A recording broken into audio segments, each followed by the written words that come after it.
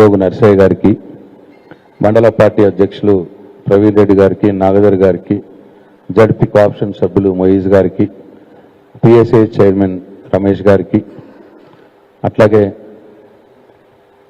నాగదర్ గారికి, రమేష్ గారికి, ఆనంద్ గారికి, రమేష్ రెడ్డి గారికి, మీడియా మిత్రులకు, గంగారెడ్డి గారికి, రాజేశ్వర్ గారికి, మీడియా మిత్రులకు అందరికి కూడా నా హృదయపూర్వక నమస్కారాలు.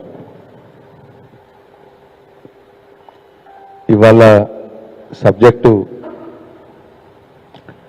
ఇందిరమ్మ ఇండ్లు, రాజీవ్ యువ వికాసం, అట్లనే వడ్ల కొనుగోలు, ఈ మూడిటి మీద ఇవాళ మాట్లాడదలుచుకున్న ప్రజల పక్షాన.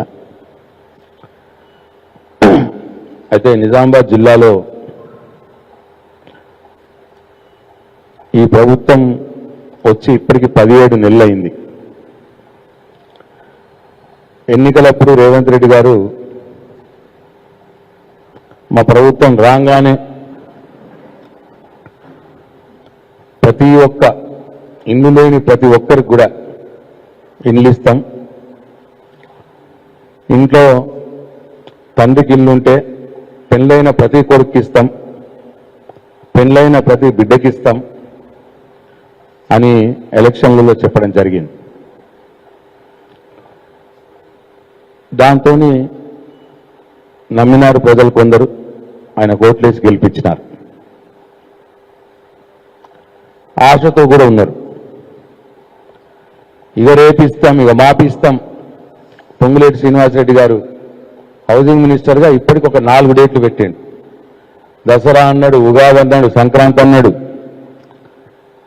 ఇప్పటికి కూడా ఇంకా ఇందిరమ్మ ఇల్లు ఒక్క ఇల్లు కూడా కట్టలేదు వీళ్ళు. 17 నెలలైంది, ఒక్కటంటే ఒక్క ఇల్లు కట్టలేదు. సరే వీళ్ళందరికీ ఇష్టము అన్నారు కదా అని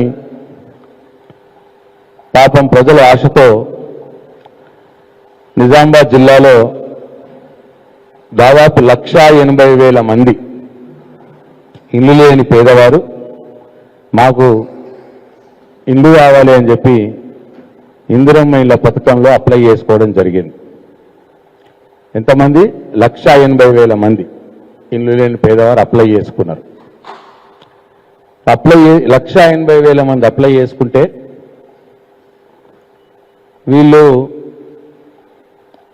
కాంగ్రెస్ పార్టీ నాయకులు వాళ్ళ ఇళ్లలో కూర్చొని ఒక 70,000 మంది ఎలిజిబిలిటీ లిస్ట్ అని చెప్పి ఓ 2 నెలల క్రితం ఎలిజిబిలిటీ లిస్టు తయారు చేస్తున్నారు. 70,000 మంది తయారు చేసినారు. అప్పుడు గ్రామ సభలు పెట్టినారు. పెట్టి ఆ ఎలిజిబిలిటీ లిస్టులో ఈ ఊర్లో 150 మందికి ఎలిజిబుల్ అయినరు ఇందిరమ్మ ఇళ్ళు, మీ అందరికీ వస్తుంది. 150 మంది లిస్ట్ వచ్చింది, మీ అందరికి ఇళ్ళు వస్తాయని చెప్పి నమ్మించినారు. అట్లా 70,000 మంది సుమారు నిజామాబాద్ జిల్లాలో ఎలిజిబిలిటీ లిస్టులు పెట్టినారు. వాళ్ళందరికీ కూడా ఇళ్ళు ఇస్తామని నమ్మించారు. అప్పుడు చాలా గొడవలైనాయి. మేము 1,80,000 మంది సుమారు అప్లై చేసుకుంటే మీరు 70,000 మందికే ఎలిజిబిలిటీ అంటున్నారు, అది కూడా మీ ఇష్టం వచ్చినట్టు ఎలిజిబిలిటీ తయారు చేసినారు, భూములు ఉన్నోళ్ళకు ఉన్నాయి, ఇళ్ళు ఉన్నోళ్ళకు కూడా ఇచ్చినారని చెప్పి అప్పుడు గ్రామ సభల్లో గొడవలు జరిగినాయి. అది మనందరం సాక్ష్యం. గొడవలు జరిగిన గ్రామ సభల్లో మళ్ళీ లిస్టు తయారు చేస్తామన్నారు. వెరిఫై చేసి మళ్ళీ ఏం లిస్టు తయారు చేయలేదు. అప్పుడు కాంగ్రెస్ పార్టీ నాయకులు ఎవరి పేర్లు అయితే చెప్పారో ఆ పేర్లతోటే ఎలిజిబిలిటీ లిస్టులు వచ్చినాయి. ఇప్పుడు మళ్ళా ఆ ఎలిజిబిలిటీ లిస్టులో ఉన్నవారిని ఉన్న దాంట్లో ఇంతమందికి శాంక్షన్ అని చెప్పి అంటున్నారు. ఇప్పుడు మళ్ళా అంటే ఊర్లో 100 మంది ఎలిజిబిలిటీ లిస్టులో వస్తే ఒక 20 మందో 30 మందికో ఇప్పుడు ఇల్లు శాంక్షన్ అయినాయి అని చెప్పి చెప్తా ఉన్నారు.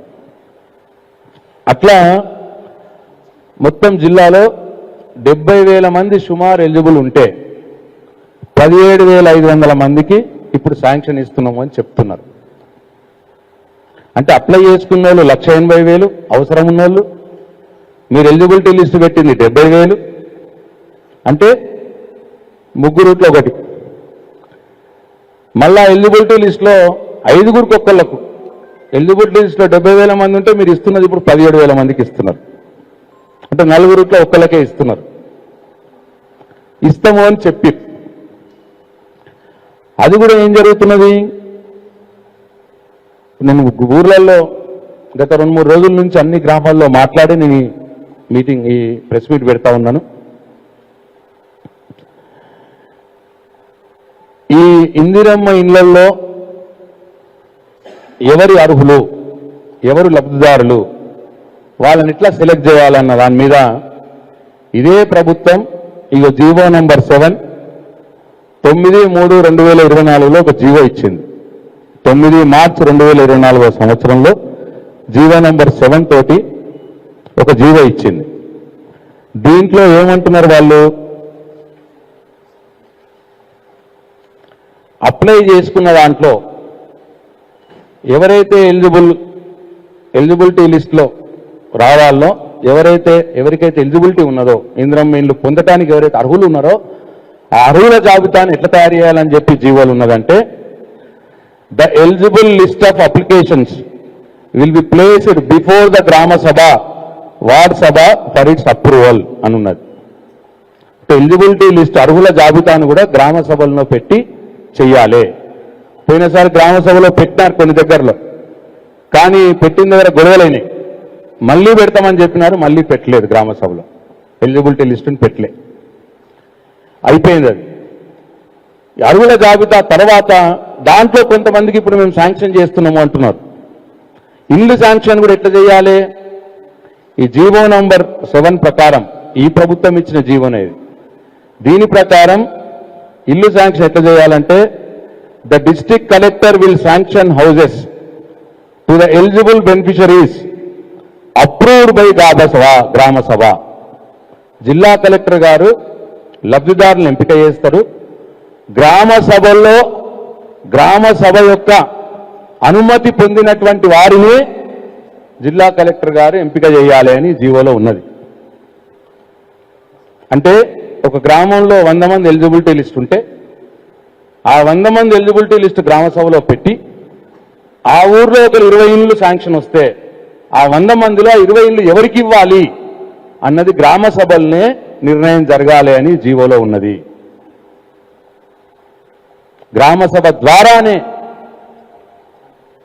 లబ్ధిదారుల ఎంపిక జరగాలని జీవోలో ఉన్నది. కానీ ఇప్పటి మట్టుకు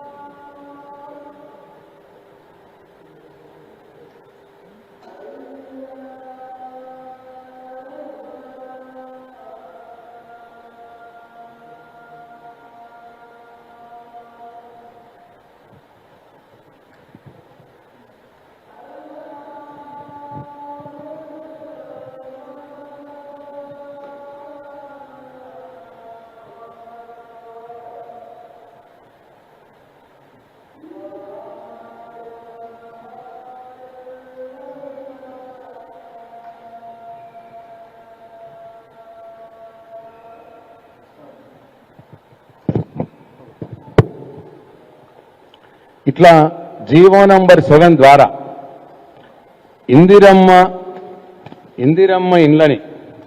ఇందిరమ్మ ఇండ్ల లబ్ధిదారుల్ని గ్రామ సభల ద్వారానే ఎంపిక చేయాలనే స్పష్టంగా ఉన్నది జీవో నంబర్ 7లో. కానీ మాకు వస్తున్నటువంటి సమాచారం ఏంటంటే ఇప్పటి మటుకు ఒక్క గ్రామ సభ కూడా పెట్టలేదు.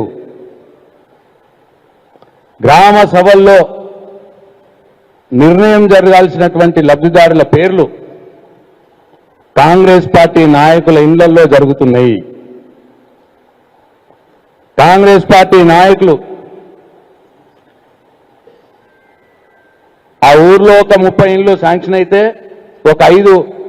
ఒక ఐదుగురేమో నిజమైన లబ్ధిదారులు ఒక 5 పేర్లు రాసి ఇక సగం కాంగ్రెస్ పార్టీ కార్యకర్తలకు, ఇంకో సగం ఎవరైతే 50,000 రూపాయలు ఇస్తారో ఒక ఇంటికి 50,000 రూపాయలు ఇచ్చిన వాళ్ళకే ఇందిరమ్మ ఇండ్ల లబ్ధిదారుల పేర్ల లిస్టులో పేరు వస్తున్నది. నేను మళ్ళీ ఇంకోసారి చెప్తా ఉన్నా, ఇందిరమ్మ ఇండ్ల లబ్ధిదారుల పేర్లు గ్రామ సభలో ఫైనల్ కావాల్సి ఉండగా గ్రామ సభలో ఫైనల్ కావాల్సినటువంటి లిస్టు కాంగ్రెస్ పార్టీ నాయకుల ఇళ్లల్లో ఫైనల్ అవుతున్నాయి. దీన్ని టీఆర్ఎస్ పార్టీ తీవ్రంగా వ్యతిరేకిస్తున్నది. ఎందుకంటే దొంగలు ఊరువంచుకున్నట్టు ఎవరబ్బ సొమ్మిది కాంగ్రెస్ పార్టీ కార్యకర్తలకు ఎట్లా ఇస్తారు? 50,000 రూపాయలు ఇచ్చిన వాళ్ళకే ఇండ్లు ఇస్తామని చెప్పి ఇవాళ కాంగ్రెస్ పార్టీ నాయకులు కార్యకర్తలు గ్రామాల్లో డబ్బులు వసూలు చేస్తా ఉన్నారు. ఎవరైతే డబ్బులు ఇస్తున్నారో వాళ్ళకి ఇండ్లు వస్తా ఉన్నాయి. ఇండ్లు వస్తాయని చెప్తున్నారు.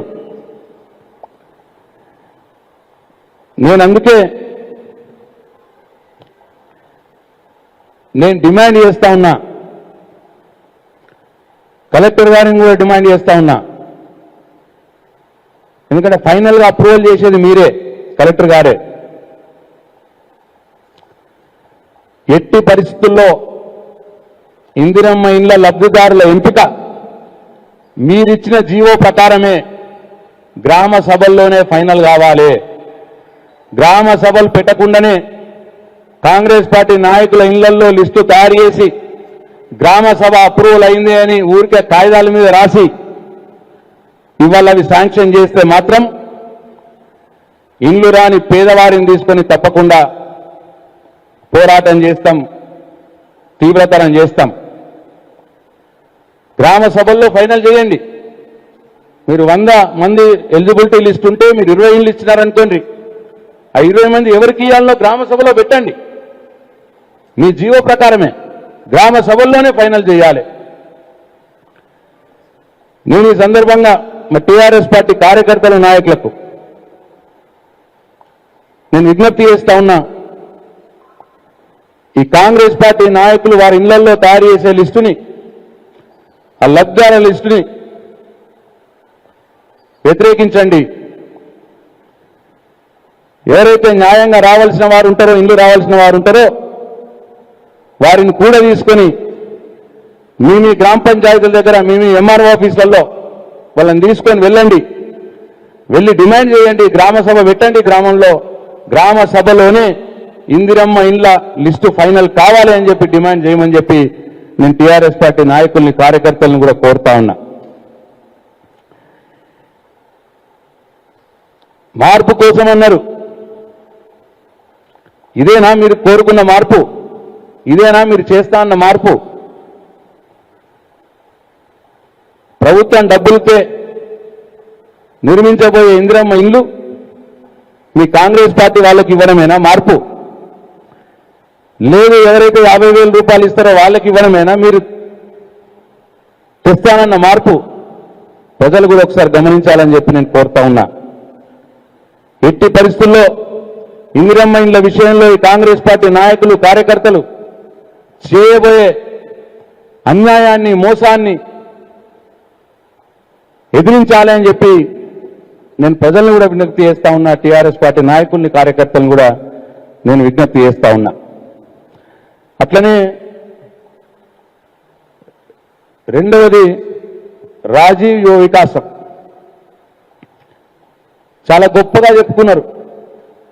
రాజీవ్ యువ వికాసం ద్వారా నిరుద్యోగ యువతకు వాళ్ళే ఉపాధి పొందే విధంగా, వాళ్ళే స్వయంగా బిజినెస్ చేసుకునే విధంగా ₹1,00,000 నుంచి 4 లక్షల రూపాయల మట్టుకు ప్రభుత్వం సహాయం చేస్తుంది. తద్వారా నిరుద్యోగ యువతకు చాలా మందికి ఉపాధి దొరుకుతుంది అని చాలా గొప్పగా చెప్పినారు. కానీ ఇవాళ జరుగుతున్నది ఏంటంటే ఆ లిస్టులు కూడా తయారవుతా ఉన్నాయి. రాజు యువ వికాసం లిస్టులు కేవలం కాంగ్రెస్ పార్టీ కార్యకర్తలకు, కాంగ్రెస్ పార్టీ నాయకులకు, లేదు కాంగ్రెస్ పార్టీ కార్యకర్తలు నాయకులకు లంచాలు ఇచ్చిన వాళ్ళకి మాత్రమే రాజీవ్ యువ వికాసంలో పేర్లు వస్తా ఉన్నాయి. దాదాపు 6,500 కోట్ల రూపాయలు కాంగ్రెస్ పార్టీ నాయకుల కార్యకర్తల జేబుల్లోకి పోబోతున్నాయి. దానికోసం పక్కాగా ప్లాన్ చేసినారు. ఇవాళ లిస్టులు తయారు చేసుకుంటా ఉన్నారు అని చెప్పి నేను జిల్లా ప్రజలకు మనవి చేస్తా ఉన్నా, రాష్ట్ర ప్రధానికానికి కూడా నేను మనవి చేస్తా ఉన్నా. కేవలం కాంగ్రెస్ పార్టీ నాయక కార్యకర్తల జేబులు నింపడం కోసమే ఇవాళ రాజీవ్ యువ వికాసం కార్యక్రమం తీసుకుంటున్నారు వీళ్ళు. ఎందుకంటే ఇవాళ రాష్ట్ర mineral development corporation chairman Anil గారు వారే స్వయంగా వారి మాటల్లో ఏమన్నారో మీరు ఒక్కసారి చూడండి. ఇప్పుడు రాజీవ్ యువ వికాసం ఉంది. రాజీవ్ యువ వికాసంలో 10 ఏళ్లుగా కష్టపడ్డ కార్యకర్తలకు ప్రాధాన్యత ఇవ్వండి. ఇవన్నీ ఎన్నో ఉన్నాయి. ఇవాళ ఇందిరా మిల్లు కావచ్చు, రేపు పనులు కావచ్చు, SDF కావచ్చు, ఈ నిధులన్నీ కూడా ప్రాధాన్యత మాత్రం 10 ఏళ్ళు పార్టీ కోసం కష్టపడ్డ కార్యకర్తలు ఇవ్వాలని. సౌండ్ పెట్టు మళ్ళీ ఒకసారి. దీంట్లో సౌండ్ ఉందా? ఫుల్ ఉంది. దాంట్లో మళ్ళీ స్టార్ట్ చేయి. ఇప్పుడు రాజీవ్ యువ వికాసంలో 10 ఏళ్లుగా కష్టపడ్డ కార్యకర్తలకు ప్రాధాన్యత ఇవ్వండి. ఇవన్నీ ఎన్నో ఉన్నాయి. ఇవాళ ఇందిరా మిల్లు కావచ్చు, రేపు పనులు కావచ్చు, SDF కావచ్చు, ఈ నిధులన్నీ కూడా ప్రాధాన్యత మాత్రం 10 ఏళ్ళు పార్టీ కోసం కష్టపడ్డ కార్యకర్తలు ఇవ్వాలని. ఇది అనిల్ గారు స్పష్టంగా ఇవాళ చెప్తా ఉన్నాడు. రాజీవ్ యువ వికాసం కావచ్చు, ఇందిరమ్మ ఇల్లు కావచ్చు, పనులు కావచ్చు, SDF నిధులు కావచ్చు, అన్ని కూడా కాంగ్రెస్ పార్టీ కార్యకర్తలకే ఇవ్వాలి అని స్పష్టంగా ఒక అధికారిక బాధ్యతలో ఉన్నటువంటి కార్పొరేషన్ చైర్మన్ ఇవాళ బహిరంగంగా చెప్తా ఉన్నాడంటే ఇవాళ కాంగ్రెస్ పార్టీ ఎంతకు దిగజారిందో రాష్ట్ర ప్రజలు ఆలోచన చేయాలని చెప్పి నేను కోరుతా ఉన్నా. 12,000 కోట్ల రూపాయలతో ఇందిరమ్మ ఇళ్ల స్కీమ్ తీసుకున్నారు. ఆ 12,000 కోట్ల రూపాయలు కాంగ్రెస్ పార్టీ నాయకుల కార్యకర్తల జేబుల్లోకి పోతా ఉన్నాయి. ఇండ్లన్నీ వాళ్ళకే పోతా ఉన్నాయి. ఏదో కొద్దిగా మంది చూడటానికి ఒక 5-6 ఇండ్లు ఆ ఊర్లో పేదవాళ్ళకి ఇచ్చి మిగతా అన్ని కాంగ్రెస్ పార్టీ నాయకులు కార్యకర్తలు దొబ్బేసే కార్యక్రమం పెట్టినారు. అట్లనే రాజీవ్ యువ వికాసంలో 6,500 కోట్ల రూపాయలు మొత్తంగా కాంగ్రెస్ పార్టీ కార్యకర్తల నాయకులకే ఇస్తుంటామని చెప్పి బహిరంగంగా చెప్తా ఉన్నాడు. మా కార్యకర్తలకే ఇస్తామని చెప్పి ఇవ్వాలా చెప్పి అంటున్నాడు. అంటే అత్త సొల్లు అల్లుడికి దానం చేసినట్టు ఎవడప్ప సొమ్మని చెప్పి ఇవాళ మీ కాంగ్రెస్ పార్టీ కార్యకర్తల జేబులు నింపడానికి 6,500 కోట్లు రాజీవ్ యువ వికాసం మీరు ప్లాన్ చేస్తా ఉన్నారని చెప్పి నేను ప్రశ్నిస్తా ఉన్నా. మీ అబ్బసం ఇది తెలంగాణ ప్రజలు ట్యాక్స్ కడుతున్నటువంటి డబ్బు ఇది. తెలంగాణ ప్రజల నుంచి వసూలు చేస్తున్నటువంటి డబ్బుని మీరు మీ కాంగ్రెస్ పార్టీ నాయకులు కార్యకర్తల జేబుల్లోకి మళ్లిస్తున్నారు అని చెప్పి అధికారికంగా ఇవాళ అనిల్ అనే ఒక నాయకుడు కార్పొరేషన్ చైర్మన్ ఇంత బహిరంగంగా చెప్తా ఉంటే మరి వాళ్ళ అధికారులు ఏం చేస్తున్నారు ప్రజలారా ఒకసారి గమనించండి అని చెప్పి నేను కోరుతా ఉన్నా. ఇది ప్రజల సొమ్ము, ఇది కాంగ్రెస్ పార్టీ ఫండ్ కాదు. ఇది మీ కాంగ్రెస్ పార్టీ నిధులైతే మీ ఇష్టం, మీ కార్యకర్తలకు ఇచ్చుకోండి, ఎవరికి అభ్యంతరం లేదు. కానీ తెలంగాణ ప్రజల సొమ్ముని కాంగ్రెస్ పార్టీ నాయకులకు కార్యకర్తలకు 6,500 కోట్లని మీరు పంచిపెడతాము అంటే తప్పకుండా ప్రతిఘటిస్తాం. మా పార్టీ కార్యకర్తల నాయకులకు కూడా నేను విజ్ఞప్తి చేస్తా ఉన్నా, ఈ రాజీవ్ యువ వికాసం లబ్ధిదారుల లిస్టు కూడా ఏ ఊరికి ఆ ఊర్లో గ్రామ సభలు పెట్టి మరీ గ్రామ సభల్లోనే ఫైనల్ చేయాలని చెప్పి మేము డిమాండ్ చేస్తా ఉన్నాం.